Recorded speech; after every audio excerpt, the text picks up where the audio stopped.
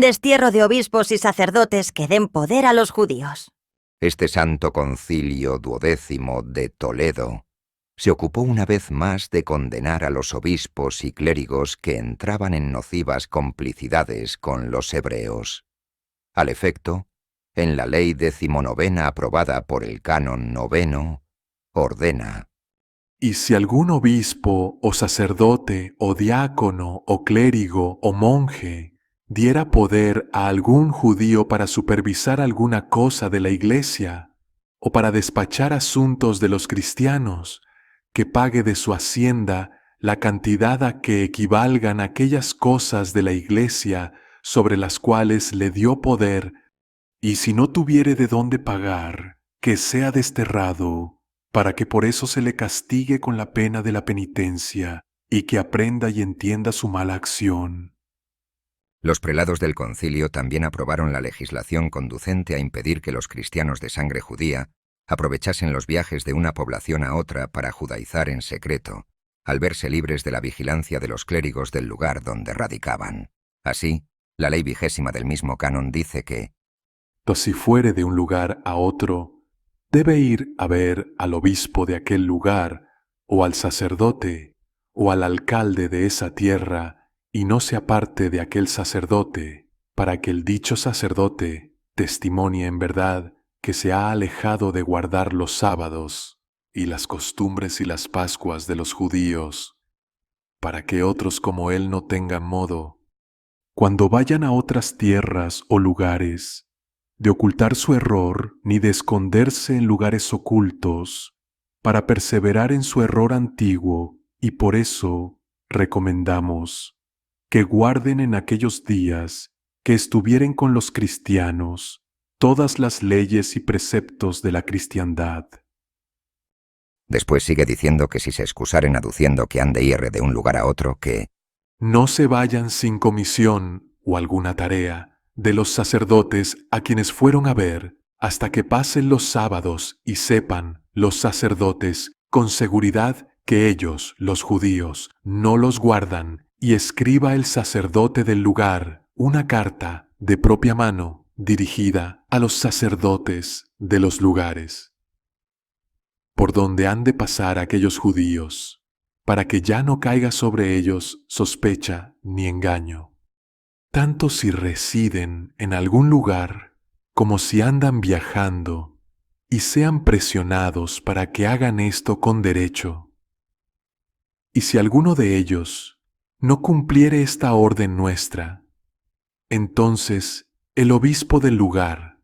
o el sacerdote, de acuerdo con el alcalde, pueden hacer que cada uno de los que no cumplieren reciba 100 azotes, porque nosotros no permitimos que se vayan a sus casas, sino es con cartas de los obispos o de los sacerdotes de aquellos lugares a donde fueren, y que escriban en dichas cartas cuántos días permanecieron con el obispo de aquella ciudad, y de cómo llegaron a ese lugar, y en qué día salieron de allí y llegaron a sus casas. es indudable que la obligación impuesta a los siervos cristianos de denunciar a sus amos también cristianos, cuando estos últimos practicaban en secreto el judaísmo, puso a los criptojudíos en graves dificultades para celebrar los ritos del sábado y las festividades judaicas, incluso en el secreto de su hogar, no quedándoles otro recurso que fingir un viaje para realizarlos en lugar clandestino y no vigilado.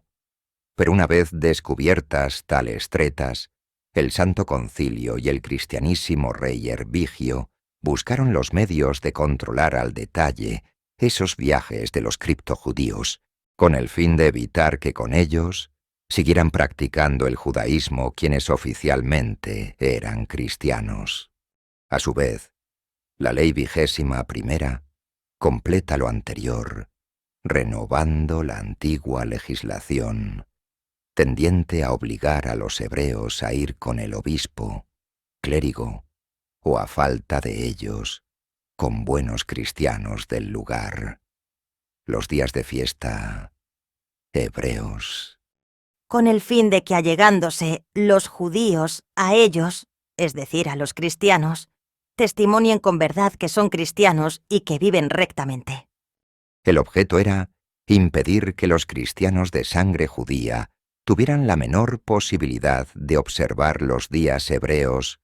para ver si con ello se convertían, a la larga, en sinceros cristianos, dejando de practicar subterráneamente el judaísmo. Prohibición a los sacerdotes de que amparen a los judíos. La ley 23ª del canon 9 da poder a los sacerdotes para que hagan cumplir estas disposiciones, ordenando terminantemente a dichos clérigos: y que ninguno sacerdote ampare a ningún judío, ni razone con él, aunque persevere en su error y en su ley. Por lo visto, el problema de los judas, de los clérigos que ayudaban a los enemigos de la Iglesia, era ya tan grave que justificó también la aprobación de esta ley por el Santo Sínodo. Excomunión de obispos negligentes. Pero la ley 24ª es todavía más explícito al respecto cuando ordena: Los sacerdotes de la Iglesia de Dios deben pensar y evitar de no cometer el pecado de dejar a las gentes perseverar en su error. Y por tanto, establecemos para recordarles su negligencia que si algún obispo fuere vencido de la codicia y de malos pensamientos, y fuere débil de corazón para hacer cumplir a los judíos estas leyes, y después de saber sus yerros de los judíos, y se le averiguare su necedad, y no los presionare a los judíos, y no los castigare, sea excomulgado el sacerdote por 3 meses, y pague al rey 1 libra de oro, y si no tuviere de dónde pagarla, quede excomulgado 6 meses para que se castigue por su negligencia y su flaqueza de corazón. Y damos poder a cualquier obispo que tenga celo de Dios, para que refrene y constriña el yerro de aquellos judíos, y para que enmiende sus locuras. Y haga esto, en vez del obispo negligente, y que acabe lo que el otro olvidó. Y si no se moviere gustosamente para hacerlo y fuere negligente y semejante al otro, y no tuviere celo de Dios, ni fuere membrado, cuidadoso, entonces el rey enmiende sus yerros y condénelos por el pecado. Esta misma ley que damos para los obispos que son negligentes en enmendar el yerro de los judíos, la aplicamos a los otros religiosos, tanto sacerdotes como diáconos y clérigos. Al aprobar el Concilio Toledano esta ley, en su canon sagrado número 9, declaró que era pecado mortal ya no solo el hecho de ayudar a los judíos, sino el de que el obispo, sacerdote o religioso fuera negligente en el cumplimiento de sus obligaciones en la lucha contra el judaísmo, sancionando ese pecado mortal con la excomunión del obispo culpable. Aquí cabría preguntar: ¿cuántos obispos y altos dignatarios de la Iglesia serían excomulgados en la actualidad si se aplicara lo sancionado por el canon 9 del mencionado Santo Concilio, dado que está tan generalizada en el clero del siglo XX la comisión de este pecado mortal, de ayudar a los judíos en una forma o en otra?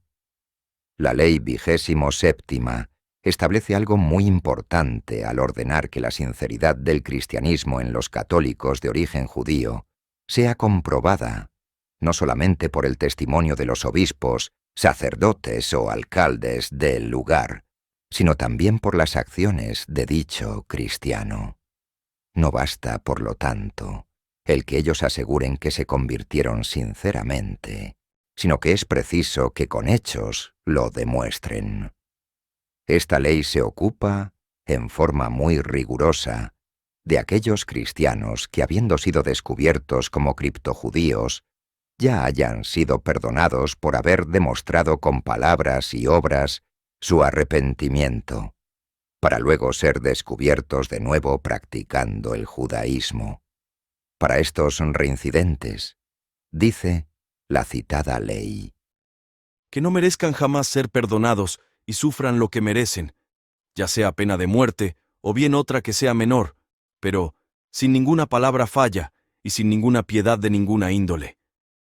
Al aprobar esta ley, el Santo Concilio Duodécimo de Toledo estableció, una vez más, la doctrina de la Iglesia Católica al respecto,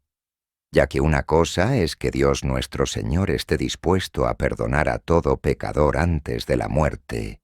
y otra que los judíos, que constituyen una amenaza constante para la Iglesia y la humanidad, deban ser castigados por la autoridad civil por sus delitos, no siendo lícito que puedan aducir, para evitar el justo castigo, la sublime doctrina del perdón a los enemigos, enseñada por nuestro divino Salvador, porque él se refería al perdón de los agravios que un particular le cause a otro particular, peor no a los delitos o crímenes cometidos por un delincuente en perjuicio de la sociedad o de la nación. Los clérigos que en nuestros días están al servicio del judaísmo forjan a este respecto sofisticadas conclusiones, tratando de utilizar en forma hasta sacrílega las doctrinas sublimes de amor y de perdón de nuestro Redentor Jesucristo, con el ánimo de impedir que los pueblos amenazados de esclavitud por el judaísmo puedan hacer uso del derecho natural de legítima defensa, luchando contra los criminales conspiradores hebreos o propinándoles el justo castigo. No hay que olvidar, además, la gran autoridad que la Santa Iglesia ha concedido siempre a los citados concilios toledanos, en lo que respecta a la definición de la doctrina eclesiástica, y en cuanto a las medidas tomadas en contra de los judíos por el Concilio Duodécimo. Su vigor, como doctrina, de la Santa Iglesia, es mayor en vista de que reunido en el año de 683 un nuevo concilio de Toledo, el número 13, no sólo confirmó en su canon 9 las leyes aprobadas en el sínodo anterior, sino que ordenó que tuvieran vigor y solidez eternamente, dándoles con ello el carácter perenne de doctrina de la Iglesia. Al efecto, el citado canon 9 del Concilio XIII de Toledo dice: de la confirmación del Concilio Duodécimo, celebrado en el año primero del gloriosísimo rey Hervigio. Aunque las actas sinodales del Concilio Toledano Duodécimo, celebrado el año primero de nuestro príncipe glorioso Hervigio, fueron dispuestas y arregladas por el fallo unánime de nuestro consentimiento en esta ciudad real. Sin embargo, ahora reproducido este apoyo de nuestra firme decisión, decretamos que semejantes actas como se escribieron u ordenaron, tengan vigor y solidez eternamente. Capítulo 15. El Concilio XVI de Toledo considera necesaria la destrucción de los judíos quintacolumnistas. Como ya hemos dicho, en vista de la casi universal conversión de los judíos al cristianismo, el imperio visigodo se encontraba luchando tenazmente en contra de un tipo de judaísmo mucho más peligroso, el cubierto con la máscara del cristianismo. Los esfuerzos realizados por los santos concilios Duodécimo y XIII de Toledo para destruir este poderoso bloque de hebreos introducidos en el seno de la Santa Iglesia habían fracasado por completo. La minuciosa y enérgica legislación antijudía, aprobada por ambos concilios, fue incapaz de aniquilar la peligrosísima quinta columna. Al impedir que los cristianos de sangre hebrea abandonaran sus clandestinas prácticas judaicas y se convirtieran en verdaderos cristianos. Prueba de ello es que 10 años después, reinando ya Egica, el Concilio XVI Toledano volvió a ocuparse de este pavoroso asunto. Precisamente en su canon primero dice: de la perfidia de los judíos. Aunque en condenación de la perfidia de los judíos hay infinitas sentencias de los padres antiguos y brillan además muchas leyes nuevas. Sin embargo, como según el vaticinio profético relativo a su obstinación, el pecado de Judá está escrito con pluma de hierro y sobre uña de diamante. Es, por lo tanto, muy conveniente que el muro de su infidelidad debe ser combatido más estrechamente con las máquinas de la Iglesia Católica, de modo que o lleguen a corregirse en contra de su voluntad, o sean destruidos de manera que perezcan para siempre, por juicio del Señor. Después de establecer claramente ese punto de doctrina, el Santo Concilio en el canon citado continúa enumerando medidas adicionales que debían de tomarse de inmediato contra los judíos. Esta definición de la doctrina de la Santa Iglesia en contra de los hebreos sirvió de base para que, siglos después, papas y concilios aprobaran la pena de muerte en contra de los criptojudíos infiltrados en el seno del catolicismo. En defensa de estas doctrinas y de la política de la Santa Iglesia, ya hemos dicho qué medidas similares han aprobado siempre y aprueban todavía en la actualidad la generalidad de los estados del mundo cristiano y del mundo gentil en contra de los espías o saboteadores de naciones enemigas. Consideró justificada la pena de muerte en contra de los judíos infiltrados en el seno de la cristiandad con el ánimo de espiar, destruir o conquistar a la sociedad cristiana. Es verdad que es lamentable que se mate a cualquier ser humano, pero si las naciones tienen derecho a defenderse, también lo tuvo la Santa Iglesia, que al mismo tiempo que se defendía a sí misma, defendía a los pueblos que en ella habían depositado su fe y su confianza, máxime si se toma en cuenta que los judíos introducidos en el seno de la Santa Iglesia, además de constituir una vasta red de espías vulgares y saboteadores, constituyen la más destructora quinta columna en el seno mismo de la nación, que por desgracia los tiene infiltrados dentro de sus instituciones. Así es que, por razón de Estado y en defensa de la Iglesia, procedía, sin duda alguna, la acción contra ellos, acción que era precisamente dirigida tanto por la Santa Iglesia como por el Estado cristiano, ambos firmemente unidos. lo ideal sería que los judíos abandonaran voluntariamente la nación que bondadosamente les da albergue y se fueran a su patria, para que respetando el derecho a la independencia que todo pueblo tiene, no incurrieran en el crimen de espionaje y sabotaje de la peor especie, como miembros de las más peligrosas quintacolumnas que en el mundo hayan existido. De esa manera, nadie los molestaría, y ellos dejarían vivir en paz al resto de las naciones. Si ellos persisten en cometer delitos sancionados con las máximas penas, son los únicos responsables del justo castigo que, a través de la historia, han recibido por la comisión de tales delitos.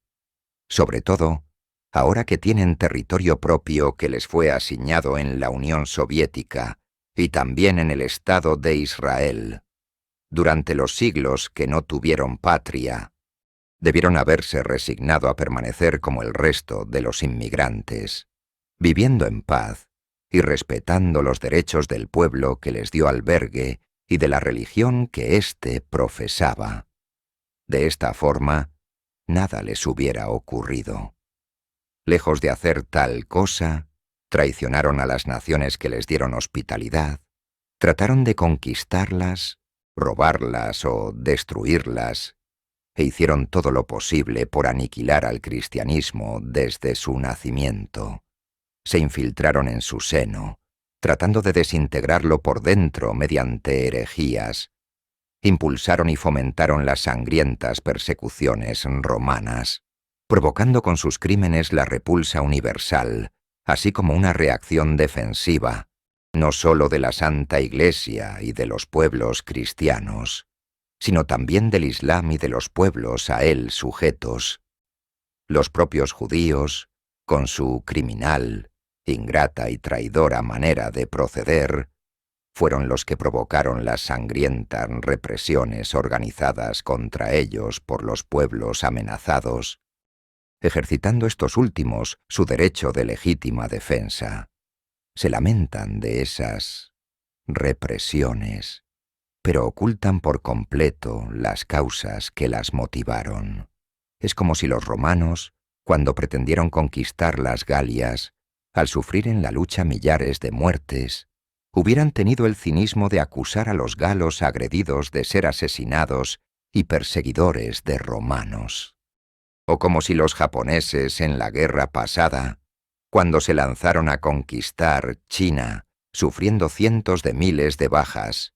hubieran tenido la desfachatez de acusar a los chinos de ser asesinos de japoneses, porque entonces podríamos decir, si los romanos no hubieran invadido las Galias, no hubieran tenido que lamentar que los galos mataran a miles de romanos. Y si los japoneses no hubieran invadido China, tampoco hubieran tenido que lamentar la muerte de sus nacionales. Pero mientras estos y otros pueblos jamás han incurrido en la hipocresía de quejarse de las bajas y perjuicios que sufren debido a sus guerras de conquista, los judíos, que desde hace siglos han emprendido la más cruel y totalitaria guerra de este tipo, oculta e hipócrita pero muy sanguinaria, sí tienen el cinismo de poner el grito en el cielo cuando las religiones o los pueblos, en legítima defensa, matan judíos y los privan de la libertad para impedirles seguir causando tanto daño. Si los israelitas no quieren sufrir en lo sucesivo las consecuencias de su perseverante y cruel lucha de conquista universal, deben cesarla. Y si no lo hacen, deben tener cuando menos el valor de afrontar con dignidad las consecuencias, como lo han hecho los demás pueblos conquistadores del mundo. Capítulo 16. El Concilio. 17. Toledano. Castiga con la esclavitud las conspiraciones de los judíos. En el año 694, reinando todavía Egica, fue descubierta una vastísima conspiración de los falsos cristianos, practicantes en secreto del judaísmo. La conspiración constaba de grandes ramificaciones y varios objetivos tendientes, por una parte, a perturbar el estado de la Iglesia y a usurpar el trono, y por otra, a traicionar a la patria y a destruir a la nación visigoda. En esos tiempos, San Félix, arzobispo de Toledo, había convocado a un nuevo concilio, al que asistieron todos los prelados del imperio, incluyendo algunos de la Galia narbonense, ya que una peste impidió que todos los de esa región acudieran. Ya reunido, el Santo Sínodo tuvo conocimiento y pruebas de la conspiración criptojudía que tramaba una revolución en todos los órdenes, de tan mortal peligro para el cristianismo y para el Estado cristiano, que se abocó a ella el Santo Concilio, congregado en la iglesia de Santa Leocadia de la Vega, en la ciudad de Toledo, y presidido por el propio San Félix, quien en esta tremenda lucha fue el nuevo caudillo de la cristiandad frente a los judíos. Las actas de este santo sínodo constituyen uno de los más valiosos documentos ilustrativos de lo que es capaz, en un momento dado, la quinta columna hebrea introducida en el seno de la Iglesia e introducida también en el territorio de un pueblo cristiano o gentil. Creemos que el documento no solo es de importancia para los católicos, sino también para los hombres de cualquier pueblo o religión que se enfrenten a la amenaza del imperialismo judaico. Lo más interesante de este concilio en su canon octavo, que ordena literalmente: de la condenación de los judíos, Iudaeorum damnatione. Y porque se sabe que la plebe judía está manchada con una feísima nota de sacrilegio y cruenta efusión de sangre de Jesucristo, y contaminada además con la profanación del juramento, entre otras cosas porque habían jurado ser fieles cristianos y no judaizar en secreto, de manera que sus maldades son sin número. Por eso es necesario que lloren haber incurrido en tan grave pecado de animadversión, aquellos que a causa de sus maldades no solo han querido perturbar el estado de la Iglesia, sino que con atrevimiento tiránico han intentado arruinar la patria y la nación.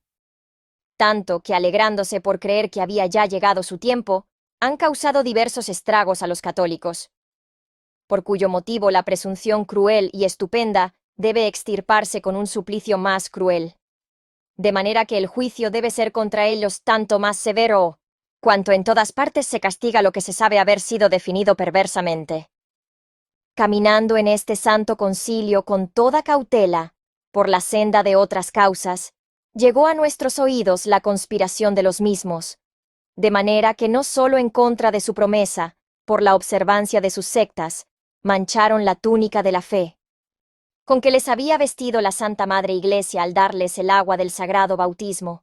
sino que quisieron usurpar el trono real por medio de una conspiración. Y habiendo llegado plenísimamente a nuestros oídos por confesión de ellos mismos esta infausta maldad, mandamos que por sentencia de nuestro decreto sean castigados con irrevocable censura. A saber, que en observancia del mandato del piadosísimo y religiosísimo príncipe nuestro Egica, que encendido del celo del Señor e impelido de la santa fe, no solo quiere vengar la injuria hecha a la cruz de Cristo, sino también al exterminio proyectado de su gente y patria, que ellos decretaron con muchísima crueldad, se trate de extirparlos con más rigor, privándolos de todas sus cosas y aplicándolas al fisco, quedando además sujetos a perpetua esclavitud en todas las provincias de España, las personas de los mismos pérfidos, sus mujeres, hijos y toda su descendencia, expelidos de sus propios lugares y dispersándolos, debiendo servir a aquellos a quienes la liberalidad real los cediere. Y respecto a sus hijos de ambos sexos, decretamos que tan luego como cumplan 7 años, se les separe de la compañía de sus padres, sin permitirles ningún roce con ellos, debiendo entregarlos sus mismos señores, a cristianos fidelísimos, para que los eduquen, con objeto de que los varones lleguen a casarse con mujeres cristianas y viceversa. No teniendo licencia, como ya hemos dicho, los padres ni tampoco los hijos, para celebrar bajo ningún concepto las ceremonias de la superstición judaica, ni para volver en ninguna ocasión a la senda de la infidelidad. Como primer comentario a este sagrado canon octavo del Santo Concilio XVII de Toledo, podemos asegurar que de haberse celebrado este santo sínodo de la Iglesia Católica en nuestros días, tanto el arzobispo San Félix, que lo presidió, como el Santo Concilio en pleno, hubieran sido condenados como antisemitas y criminales de guerra nazis. En efecto, es muy notorio, en la actualidad, cómo aquellos cardenales y obispos que más están al servicio de la sinagoga de Satanás que de la Santa Iglesia fulminan censuras y condenaciones contra los católicos que defienden de la amenaza judaica tanto a la Santa Iglesia como a su patria. Estos jerarcas eclesiásticos lanzan condenaciones contra los verdaderos católicos y patriotas, reprobando los ataques que ellos hacen a los hebreos, muchísimo más leves estos,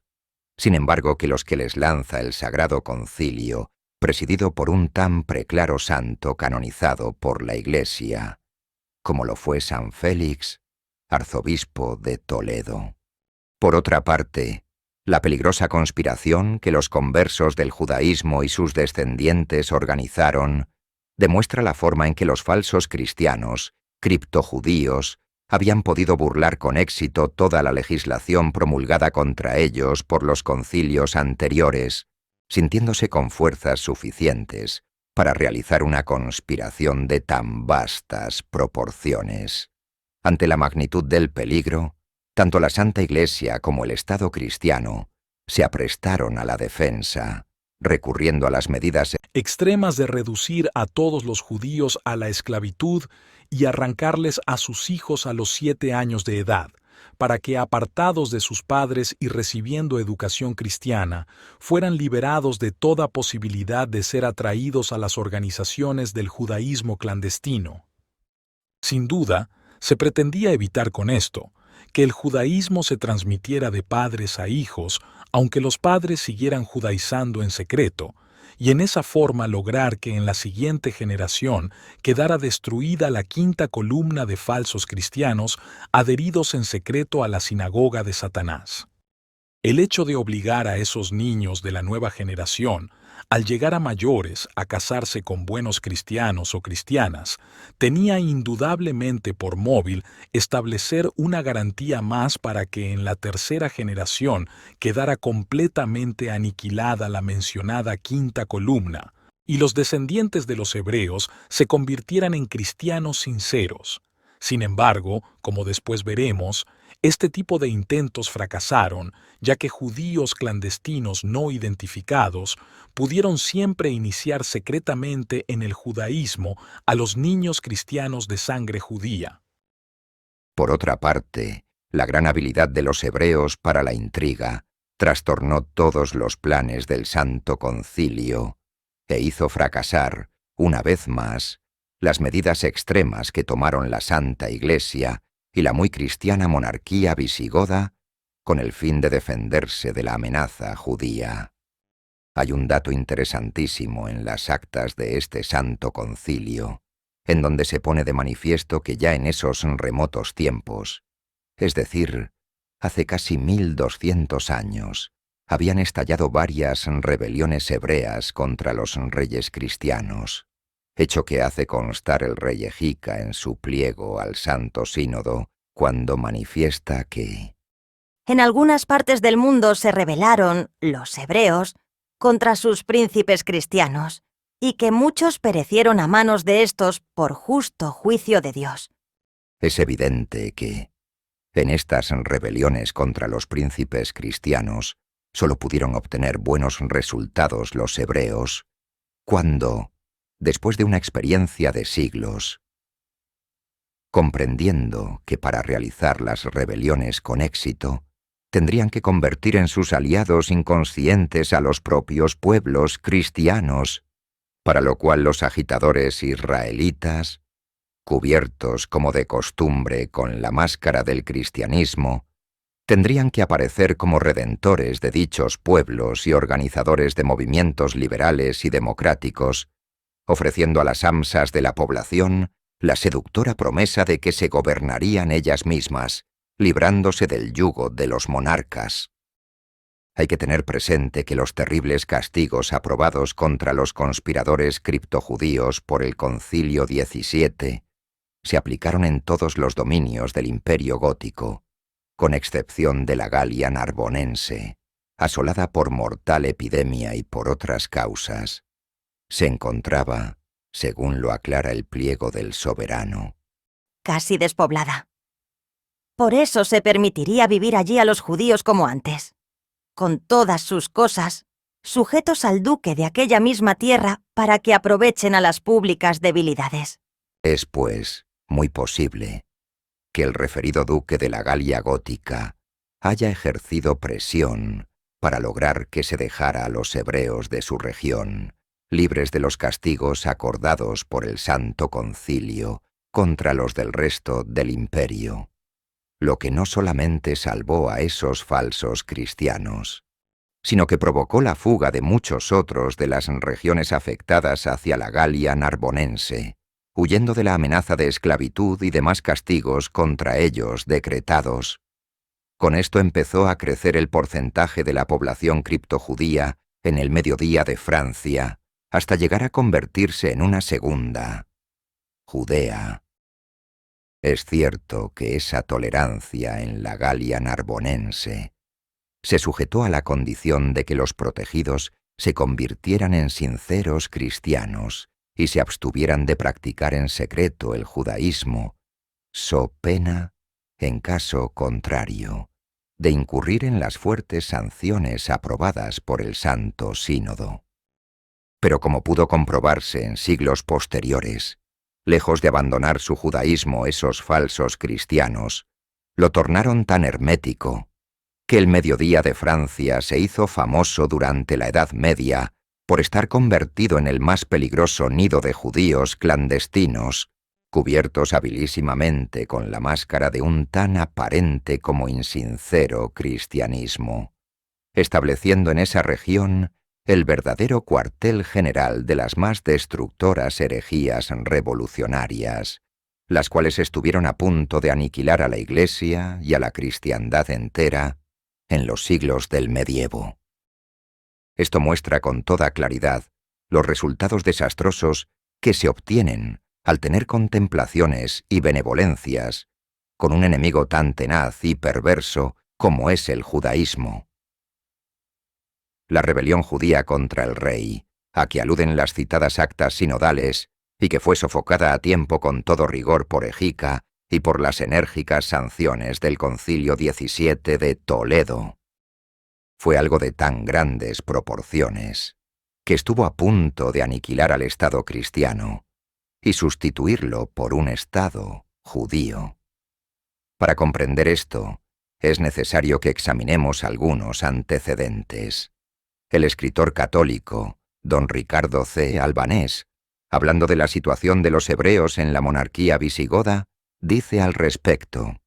Los judíos se habían multiplicado de manera asombrosa en la España gótica, como había acontecido antes en el antiguo Egipto, y como en este, adquirieron grande importancia y también riquezas, al extremo de hacerse necesarios a los conquistadores visigodos. Se dedicaron con preferencia al comercio, a las artes, a la industria. Casi todos los médicos eran judíos e igualmente había muchos abogados, pero particularmente monopolizaban el tráfico mercantil con el Oriente, para lo cual les servían de maravilla sus relaciones de linaje e idioma. Dueños de importantes negocios, llegaron también a poseer gran número de esclavos cristianos a los que trataban duramente. Pero no solo se iban enseñoreando los judíos del país de los godos, sino que no cejaban de minar cuanto podían la fe cristiana. Su ayuda solapaba a los herejes como a los arrianos primero y a los priscilianistas después, a la vez que la labor de los judaizantes agravó el conflicto que se desarrollaba en tierras hispánicas entre el cristianismo y el judaísmo, determinando que no solo los concilios, sino también los mismos reyes dictasen muy pronto duras medidas antisemíticas. Pero además de ese inmenso poderío que los judíos habían adquirido, la política seguida por la Santa Iglesia y los reyes cristianos de colmar de honores, de dar valiosas posiciones y hasta títulos de nobleza a los judíos que se convirtieran sinceramente al cristianismo, abriéndoles las puertas del sacerdocio y de las dignidades eclesiásticas, al mismo tiempo que se perseguía sin piedad a los falsos conversos, lejos de traer las consecuencias anheladas, logrando que todos se convirtieran sinceramente, produjo resultados muy contrarios a los deseados, ya que entonces fingían con mayor hipocresía haberse convertido lealmente para alcanzar los beneficios y valiosas posiciones con que se premiaba a los sinceros conversos, pudiendo así encumbrarse cada vez más en las instituciones religiosas y políticas de la sociedad cristiana y llegar a adquirir en ellas mayor poder. Esta situación les hizo abrigar la esperanza de poder hacer triunfar una bien preparada rebelión que les permitiera aniquilar el Estado cristiano para sustituirlo por uno judío, para lo cual aseguraron, con tiempo, la ayuda militar de poderosos núcleos hebreos del norte de África que invadirían la península ibérica al estallar en ella la rebelión general de los falsos cristianos, practicantes en secreto del judaísmo. El ilustre historiador español, Marcelino Menéndez y Pelayo, explica lo siguiente. Deseosos de acelerar la difusión del cristianismo y la paz entre ambas razas, los concilios 12 y 13 de Toledo conceden inusitados privilegios a los judíos conversos de veras, plenimentis intentione, haciéndoles nobles y exentos de capitación. Pero todo fue en vano. Los judaizantes, cristianos criptojudíos, que eran ricos y numerosos en tiempos de Egica, conspiraron contra la seguridad del Estado. El peligro era inminente. Aquel rey y el Concilio 17 de Toledo apelaron a un recurso extremo y durísimo, confiscando los bienes de los judíos, declarándolos siervos y quitándoles los hijos, para que fueran educados en el cristianismo. Ya se puede ver cómo, desde hace 12 siglos, los judíos se burlaron de la noble aspiración cristiana de establecer la paz y la armonía entre las distintas razas, sacando cruel provecho de tan evangélico anhelo y adquiriendo posiciones valiosas que les permitieran destruir la sociedad cristiana y sojuzgar al pueblo que ingenuamente les había abierto sus fronteras. En nuestros días, siguen utilizando con gran éxito el deseo nobilísimo de la unidad de los pueblos y la hermandad de las razas, con tan similares como perversos fines. El famoso historiador holandés Reinhard Dowsey da interesantes detalles sobre la conspiración judías que estamos analizando, los cuales son confirmados por la Enciclopedia Judaica Castellana, que es una voz autorizada del judaísmo. Dicho investigados, refiriéndose a los israelitas del Imperio Gótico, dice: hacia 694, 17 años antes de la conquista de España por los musulmanes, proyectaron una sublevación general, de acuerdo con sus correligionarios de Allende el Estrecho, donde varias tribus bereberes profesaban el judaísmo y donde los judíos desterrados de España habían encontrado refugio. La rebelión probablemente debía estallar en varios lugares a la vez, en el momento en que los judíos de África hubiesen desembarcado en las costas de España. Mas antes de llegar el momento convenido para la ejecución del plan, el gobierno fue puesto en conocimiento de la conspiración. El rey Egica tomó inmediatamente las medidas dictadas por la necesidad. Luego, habiendo convocado un concilio en Toledo, informó a sus guías espirituales y temporales de los culpables proyectos de los judíos, y les pidió que castigaran severamente a esa raza maldita. Escuchadas las declaraciones de algunos israelitas, de las que resultó que el complot pretendía nada menos que convertir España en un estado judío, los obispos, estremeciéndose de ira e indignación, condenaron a todos los judíos a la pérdida de sus bienes y de su libertad. El rey los entregaría como esclavos a los cristianos, y aun a quienes hasta entonces habían sido esclavos de los judíos y a los que el rey emancipaba. Un caso típico de cómo actúa la quinta columna judía en contra de las naciones que le brindan albergue.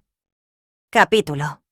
17. Reconciliación. Cristiano-judía. Preludio de ruina. Muerto Egica, ocurrió lo que con tanta frecuencia ha sucedido en los estados cristianos y gentiles.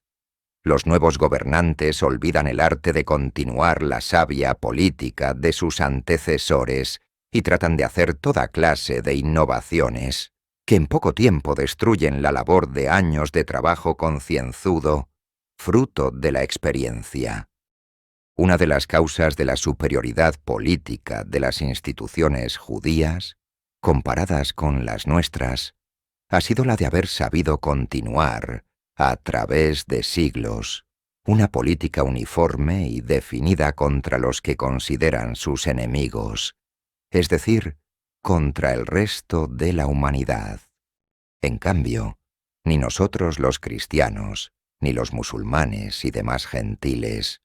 hemos sido capaces de sostener una misma política continuada frente al judaísmo por más de 2 o 3 generaciones sucesivas, por muy adecuada que ésta haya sido,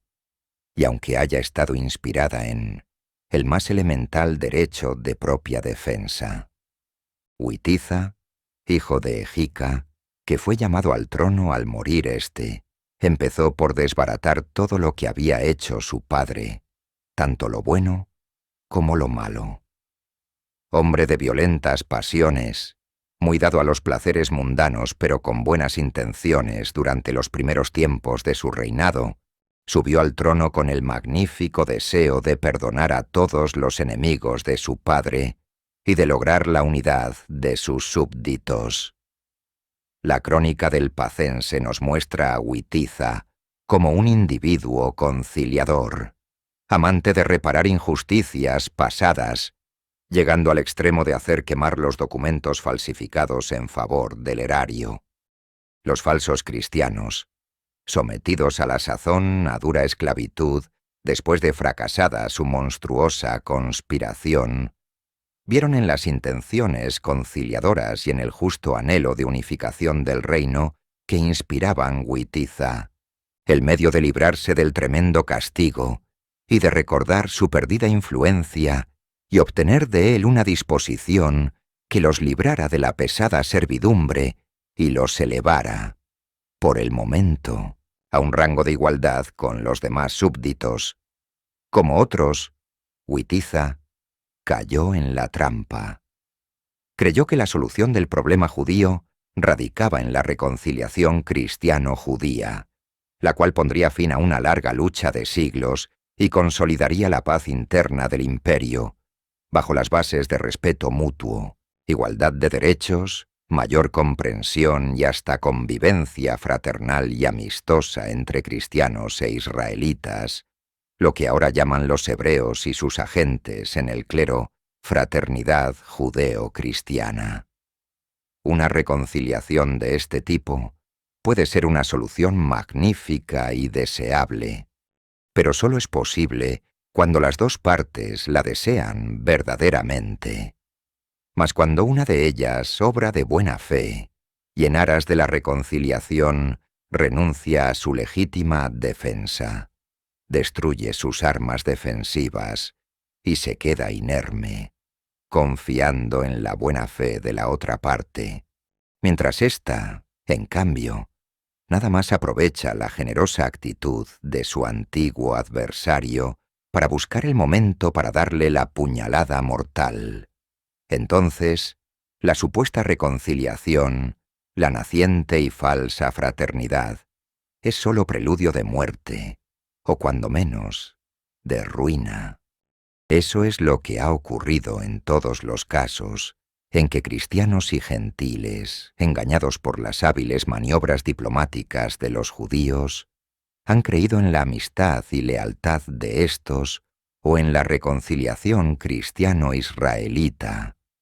debido a que, desgraciadamente, los hebreos usan esos tan nobles como hermosos postulados solo como un medio para desarmar a quienes en el fondo de su corazón y secretamente siguen considerando sus mortales enemigos. Todo ello con el fin de que, una vez desarmados y adormecidos los cristianos por el néctar aromático de la amistad y la fraternidad, puedan ser cómodamente esclavizados o aniquilados. Los hebreos han tenido siempre como norma,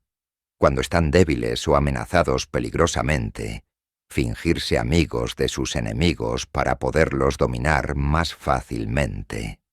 Desgraciadamente, la maniobra les ha dado resultado a través de los siglos y les sigue dando todavía.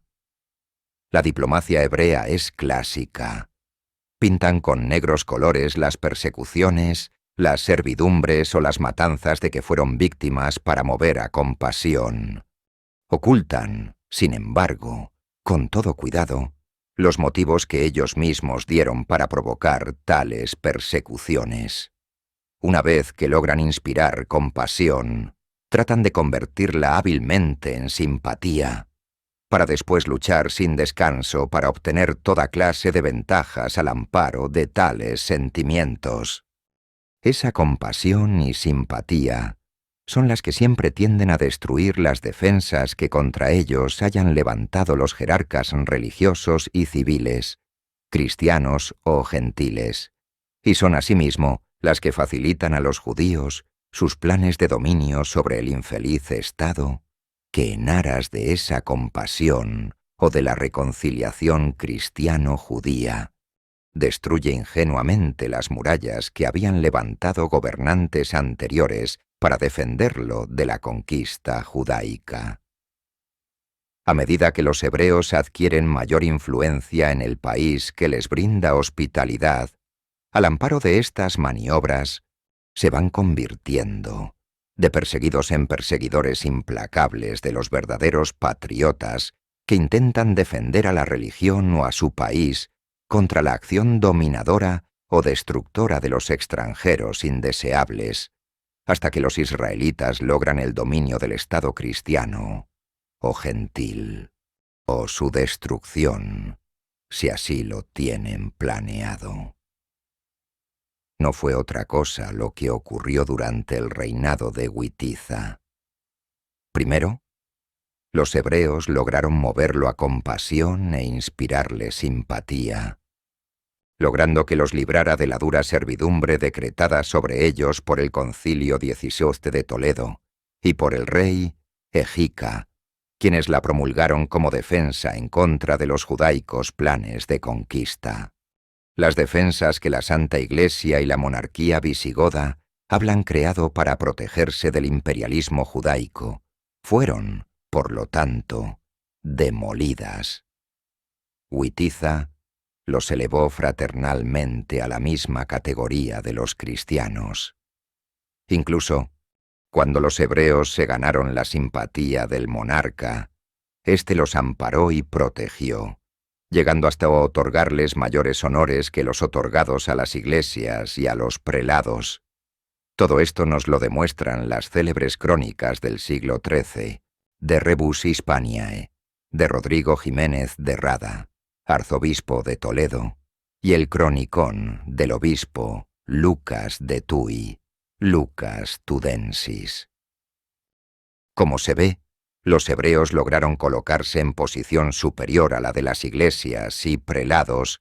una vez que obtuvieron la liberación y la igualdad. Como es natural, todas estas medidas empezaron a sembrar el descontento entre los cristianos y entre los clérigos celosos defensores de la Santa Iglesia, siendo muy posible que tan creciente oposición haya inclinado a Witiza a reforzar la posición de sus nuevos aliados israelitas. Y así, como afirma el obispo Lucas de Tui en su crónica citada, Witiza abrió las puertas del reino a los judíos expulsados del Imperio Gótico por anteriores concilios y reyes. Volvieron aquellos en gran número a su nueva tierra de promisión, para ampliar e intensificar el creciente poderío que iban adquiriendo en el reino de los visigodos. El historiador del siglo pasado, José Amador de los Ríos, conocido por su hábil defensa en favor de los judíos, reconoce, sin embargo, que respecto a los hebreos, Witiza hizo todo lo contrario de lo que habían hecho su padre y los reyes que le precedieron. Revocando, pues, por medio de un nuevo concilio nacional, los cánones de los anteriores y las leyes que había la nación recibido con entusiasmo, abrió Witiza las puertas del reino a los que habían huido a extrañas tierras por no abrazar la religión católica. Relajó el juramento de los que habían recibido el agua del bautismo y colocó, por último, en elevados puestos a muchos descendientes de aquella raza proscrita. No pudieron menos de producir estas precipitadas y poco discretas medidas los resultados que hubieran debido esperarse. Lograda en breve por los judíos una preponderancia verdaderamente peligrosa, convirtieron en provecho suyo todas las ocasiones que al efecto se les presentaban, y fraguando tal vez nuevos planes de venganza, preparándose en secreto a desquitarse de las ofensas recibidas bajo la dominación visigoda. Este investigador, insospechable de antisemitismo, y a quien los historiadores judíos toman, por lo general, como fuente digna de todo crédito, nos ha descrito en pocas palabras las terribles consecuencias que acarreó a los cristianos la política que inició el rey Witiza a principios de su reinado,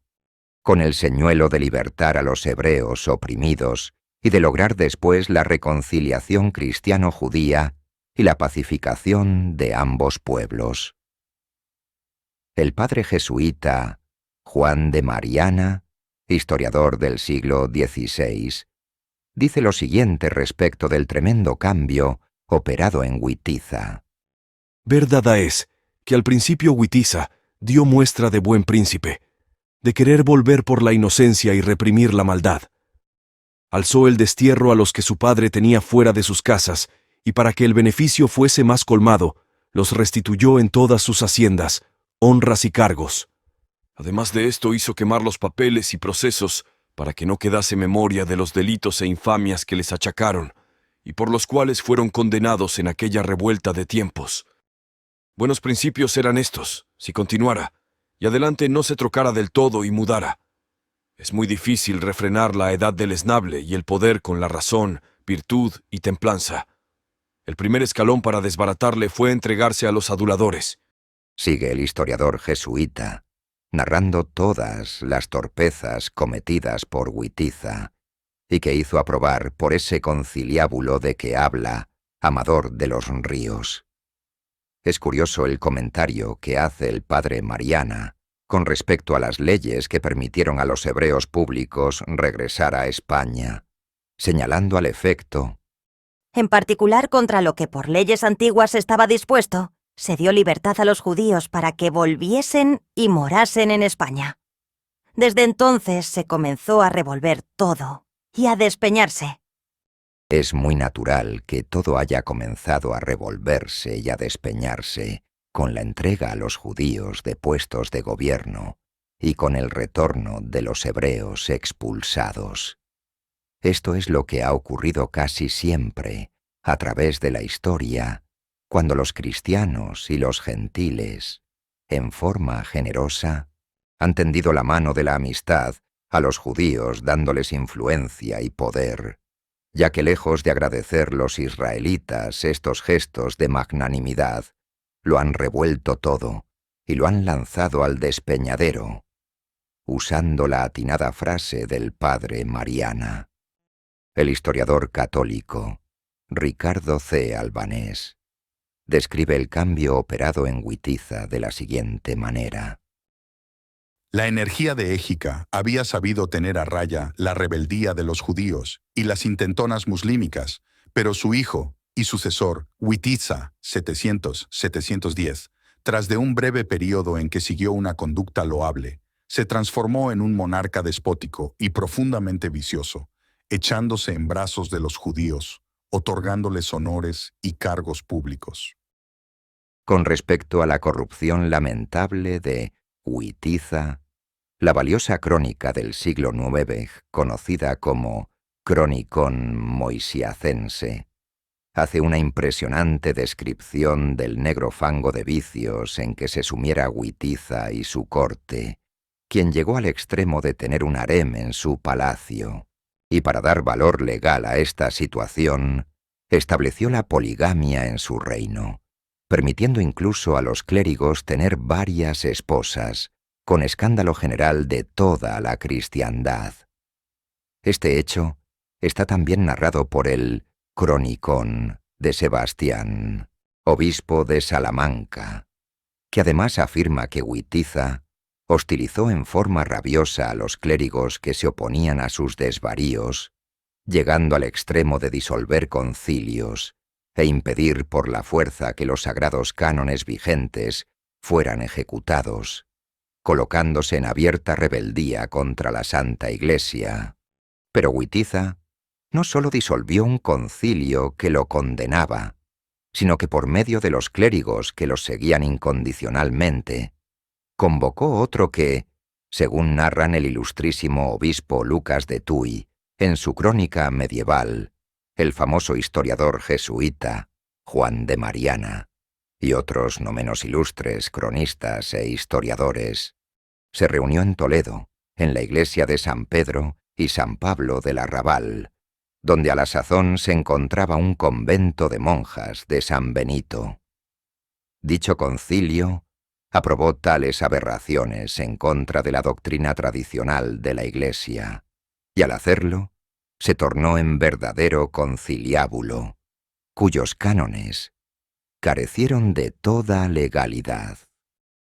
Según afirman los cronistas e historiadores citados, el conciliábulo empezó a contradecir la doctrina y aquellos cánones de la Santa Iglesia que condenaban a los judíos y que ordenaban a los cristianos y a los clérigos en particular que no los ayudasen ni fuesen negligentes en su lucha contra los hebreos, bajo pena de excomunión.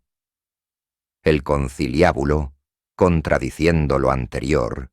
dictó medidas de protección para los judíos y aprobó el retorno de aquellos hebreos expulsados en reinados anteriores. Además,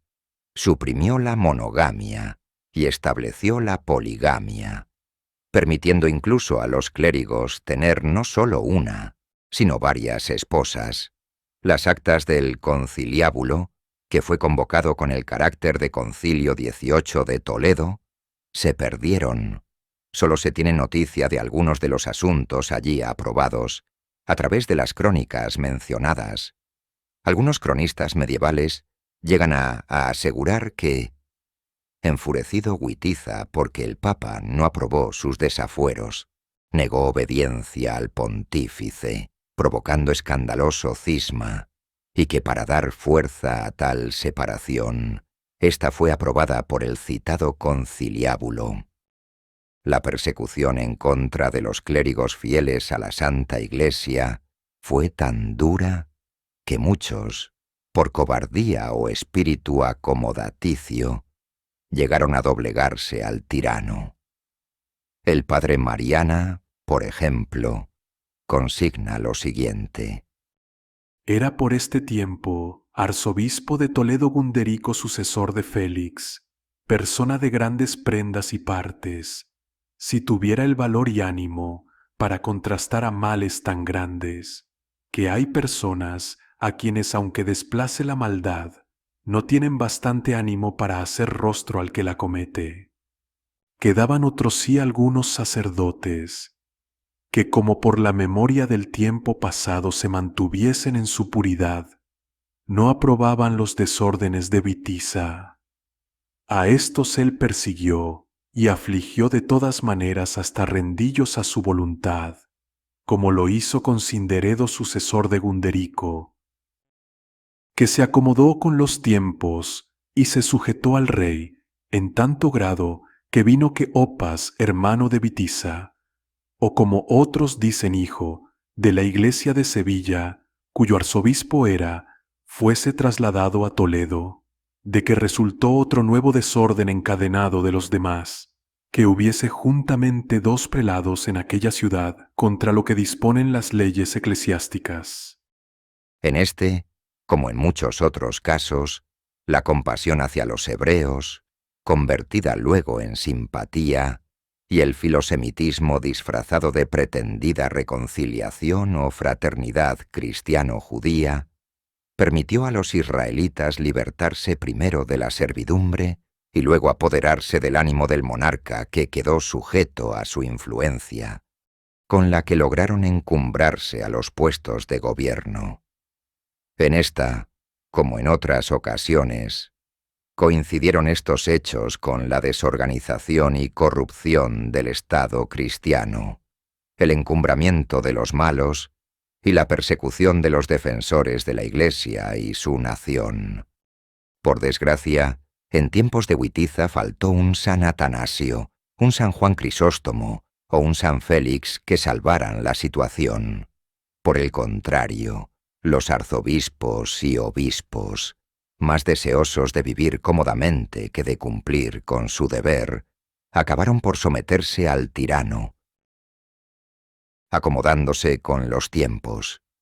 Una situación así no podía desembocar sino en espantosa catástrofe, tanto para la sociedad cristiana como para la Iglesia visigoda, que no tardaron en sucumbir sangrienta y devastadoramente. La situación que estamos analizando tiene especial importancia por su notable parecido con la situación actual. La Santa Iglesia se encuentra amenazada de muerte por el comunismo, la masonería y el judaísmo, y por desgracia no se ve surgir por ningún lado el nuevo San Atanasio, el nuevo San Cirilo de Alejandría o el nuevo San Félix que salven la situación. Los malos se aprestan a destruir las defensas de la Iglesia, a modificar sus ritos, a maniatar a los cristianos y entregarlos, como entonces en las garras del imperialismo judaico. Los buenos se encuentran acobardados porque hasta estos momentos no se ve claro cuáles cardenales o prelados tomarán en forma eficaz, ahora más que nunca, la defensa de la Santa Iglesia y de la humanidad amenazadas por el imperialismo hebreo y su revolución comunista. Nos encomendamos fervorosamente a Dios nuestro Señor para que en este como en otros casos haga surgir un nuevo San Atanasio o un nuevo San Bernardo que salven a la Santa Iglesia, a la cristiandad y a la humanidad del horrible desastre que las amenaza.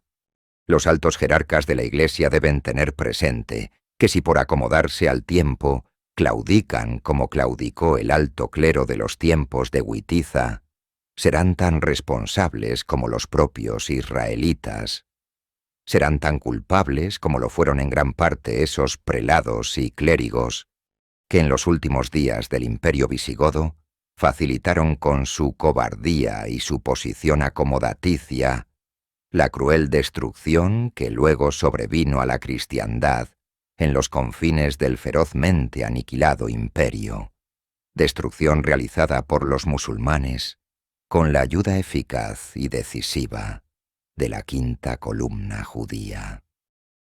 El reinado de Witiza nos presenta otro ejemplo clásico de lo que ocurre con una nación que los judíos quieren hundir y que, adormecida y engañada por un supuesto deseo de cimentar la reconciliación cristiano-judía, la unidad de los pueblos, la igualdad de los hombres y otros ideales por el estilo, hermosos si fueran sinceros,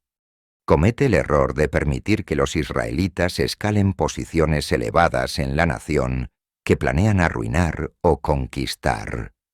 En tales casos, la historia nos demuestra que los judíos siembran por todos los medios a su alcance la inmoralidad y la corrupción, ya que es relativamente fácil arruinar a un pueblo debilitado por ambas plagas, porque así quedará incapacitado para defenderse adecuadamente. Es una extraña coincidencia que también en el caso del Imperio Gótico, cuando Witiza permitió que los hebreos adquirieran elevadas posiciones en su gobierno y en la sociedad cristiana, empezó a imperar y difundirse toda clase de corrupciones e inmoralidades, empezando por el rey y sus íntimos colaboradores. Ese rey que se había entregado en manos de innobles consejeros y colaboradores judíos. La corrupción de costumbres que llegó a caracterizar los reinados de Witiza y el brevísimo de Rodrigo, escrita con elocuentes palabras por el padre Mariana, quien dice: Todo era convites, manjares delicados y vino, con que tenían estragadas las fuerzas, y con las deshonestidades de todo punto perdidas, y a ejemplo de los principales, los más del pueblo, hacían una vida torpe e infame. Eran muy a propósito para levantar bullicios, para ser fieros y desgarros, pero muy inhábiles para acudir a las armas y venir a las puñadas con los enemigos.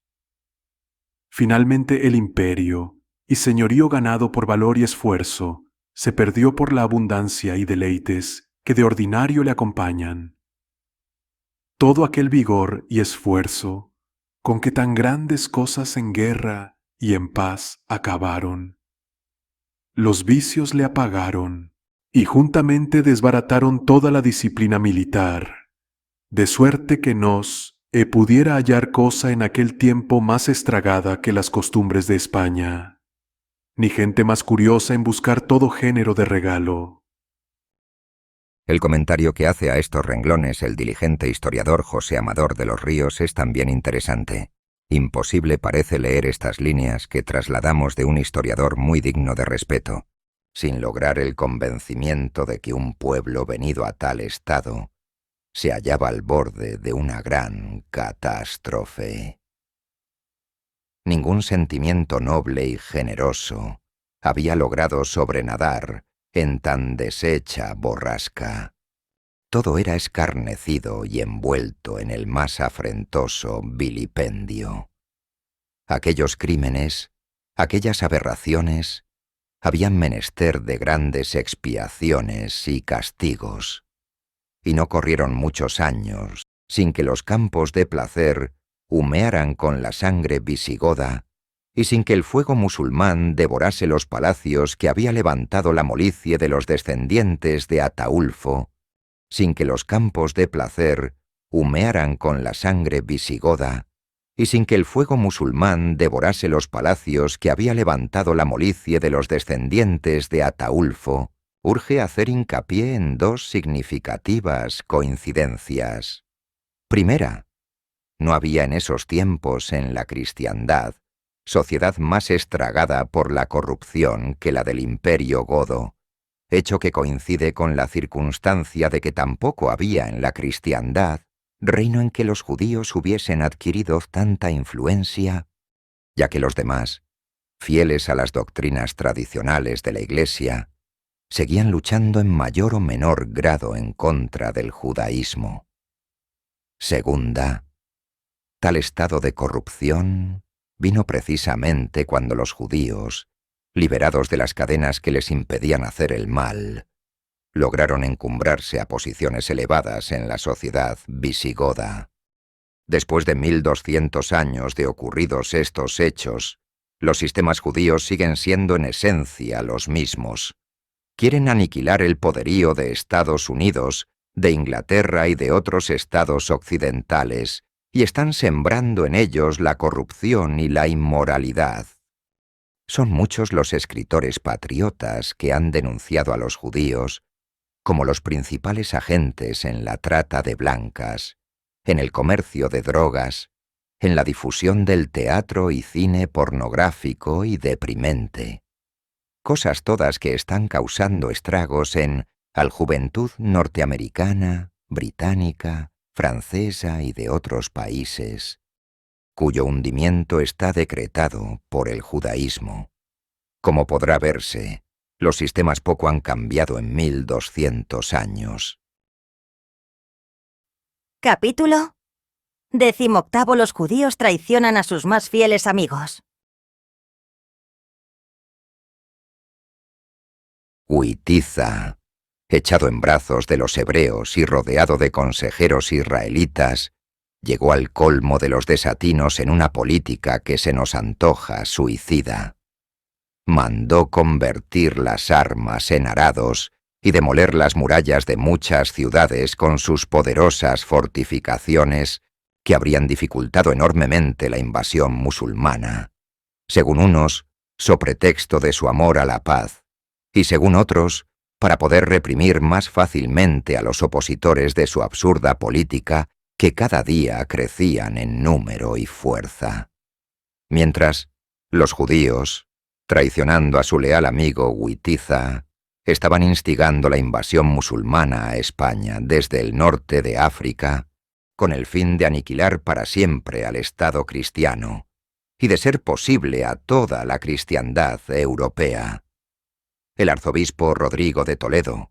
y el obispo Lucas de Tuy, en sus crónicas ya citadas, narran cómo el gobierno de Witiza mandó derrumbar los muros de las ciudades, destruir las fortificaciones y convertir las armas en arados. El célebre historiador español del siglo pasado, Marcelino Menéndez Pelayo, al hacer mención de la traición de los judíos, dice: La población indígena hubiera podido resistir al puñado de árabes que pasó el estrecho. Pero Witiza les había desarmado. Las torres estaban por tierra y las lanzas convertidas en rastrillos. Mientras el imperio visigodo, bajo la influencia de los judíos consejeros y amigos de Witiza, se desarmaba, destruía sus defensas y anulaba su poderío bélico, los hebreos alentaban a los musulmanes a realizar la invasión y destrucción del cristiano imperio, para lo cual hacían grandes preparativos en el norte de África. Los israelitas inculcaban el pacifismo en el país que deseaban arruinar, y en cambio, en el que iban a utilizar como instrumento para arruinar al anterior, predicaban el belicismo,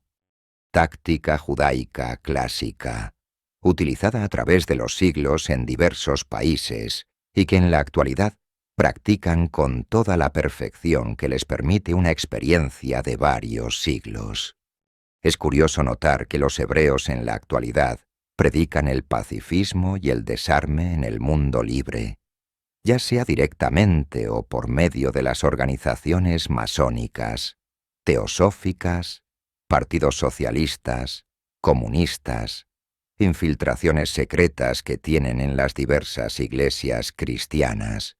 prensa que controlan, radio y televisión, etc. Mientras que, en la Unión Soviética y demás estados sujetos a la dictadura socialista totalitaria, inculcan al pueblo el belicismo. Es también importante hacer notar que los judíos, al término de la pasada Guerra Mundial, después de desarmar a los Estados Unidos y a Inglaterra en forma peligrosísima, han ido entregando al comunismo posiciones vitales y destruyendo al mismo tiempo las defensas básicas de esas dos grandes potencias, armando hasta los dientes a la URSS y a los demás países comunistas, incluso con gigantescos recursos bélicos sacados traidoramente de esos dos países por los hebreos quintacolumnistas que han controlado los gobiernos de Washington y Londres, incluyendo los secretos atómicos y de los proyectiles cohete. En sustancia, las tácticas son las mismas que hace 1200 años. Si los pueblos de Estados Unidos, de Inglaterra y otras naciones del mundo libre no abren los ojos a tiempo y reducen a la impotencia a la quinta columna judaica que tienen introducida, muy pronto verán a sus países arrasados y dominados por la horda judeo-bolchevique que los reducirá a la esclavitud, como pasó hace más de 12 siglos con el cristiano imperio visigodo. Es curioso observar que hasta en detalles siguen practicando los hebreos tácticas similares. Nos ha tocado ver grabado en distintos lugares de los Estados Unidos el texto del pasaje bíblico relativo a que las armas se convertirán en arados, ideal sublime pero solo factible de realización cuando todos los bandos contendientes lo practiquen por igual. Los hebreos lo utilizan ahora, como hace 1200 años, para inducir al pacifismo y al desarme a los pueblos que quieren hundir, es decir, a todos los pueblos del mundo que se encuentran todavía libres de su dictadura totalitaria y comunista, porque en los estados socialistas en donde ya la impusieron y que están siendo utilizados para esclavizar al mundo libre, lejos de convertirse las armas en arados, han creado la más gigantesca y destructora industria bélica de todos los tiempos. Así pues, por una parte los pueblos de la humanidad libre son adormecidos por las prédicas pacíficas,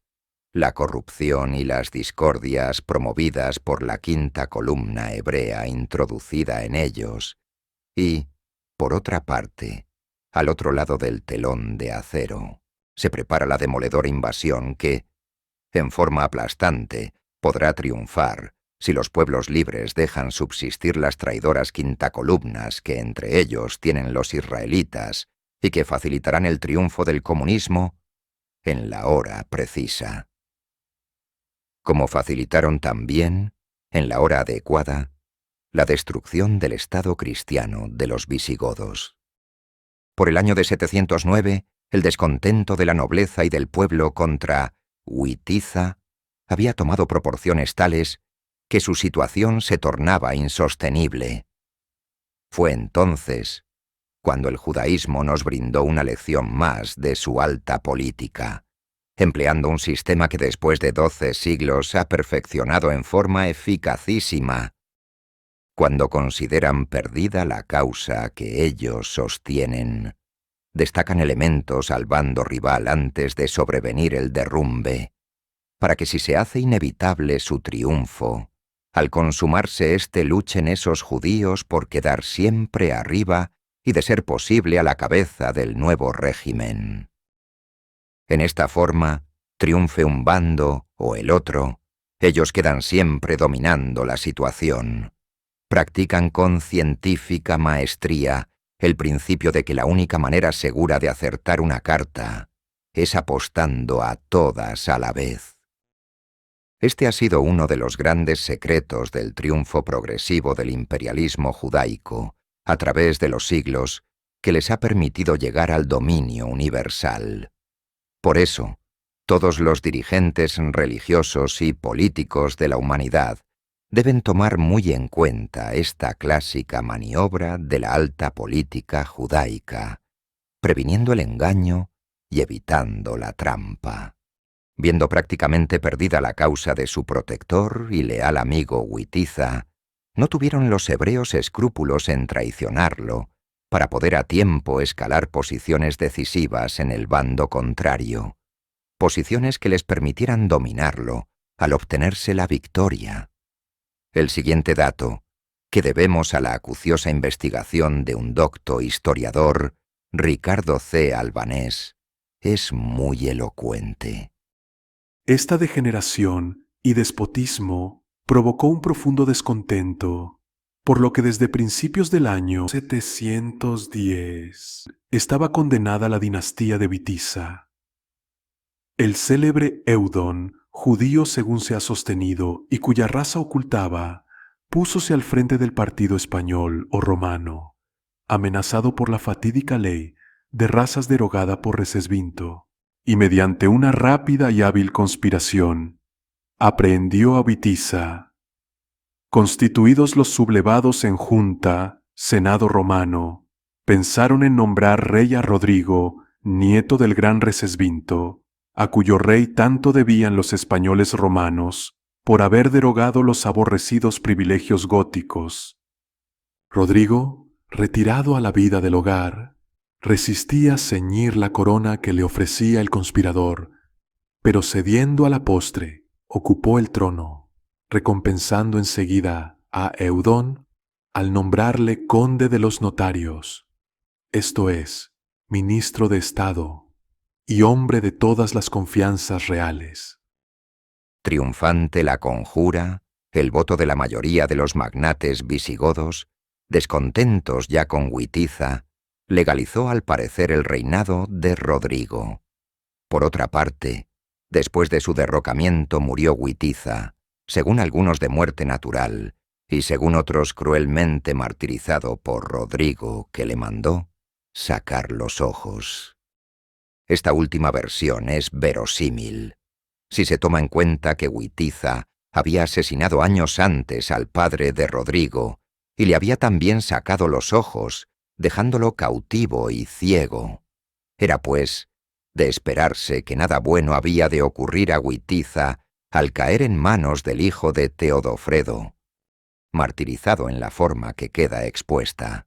Así pagó el judaísmo internacional los grandes beneficios que recibió de Witiza,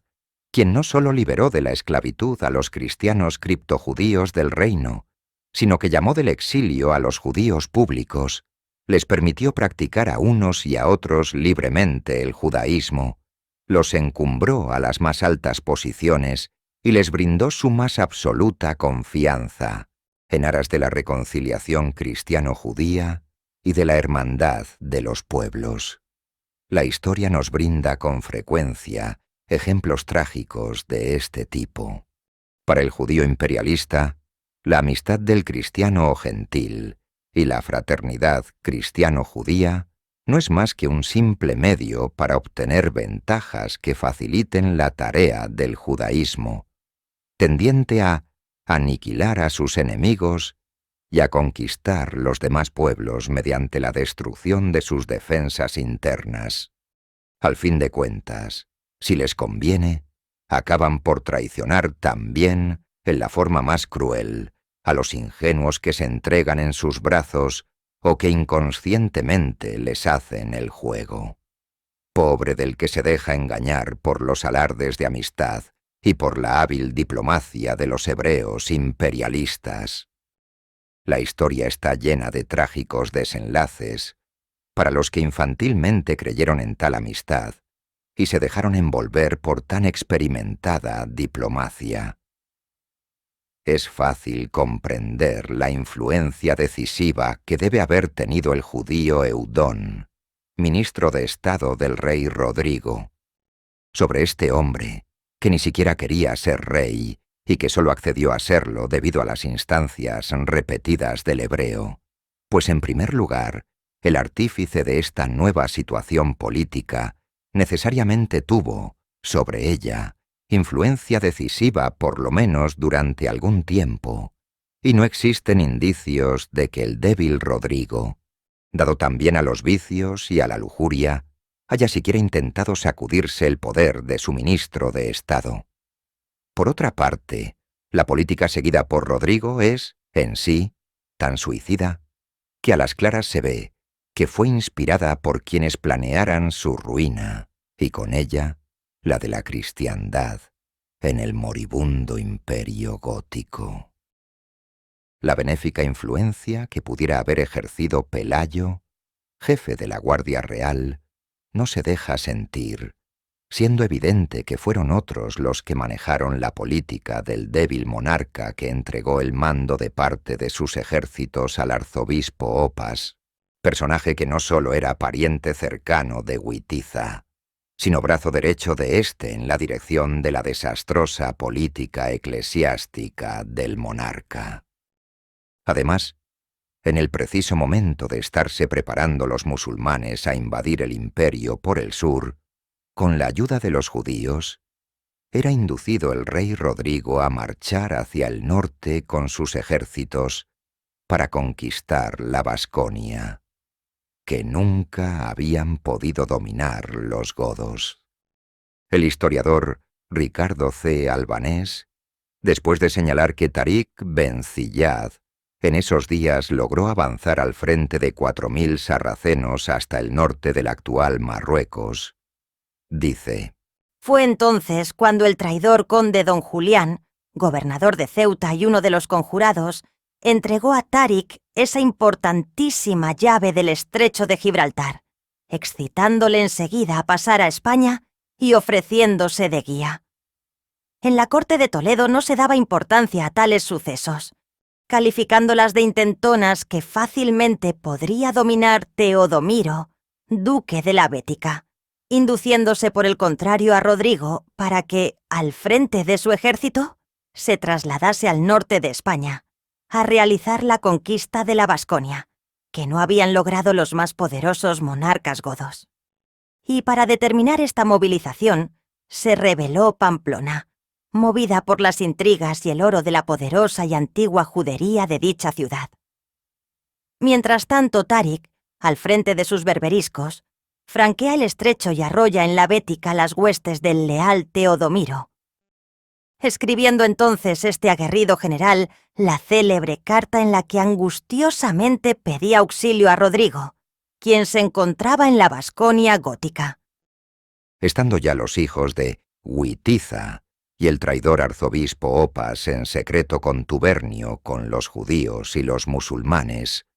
Rodrigo comete el error mortal de entregarles el mando de importante parte del ejército,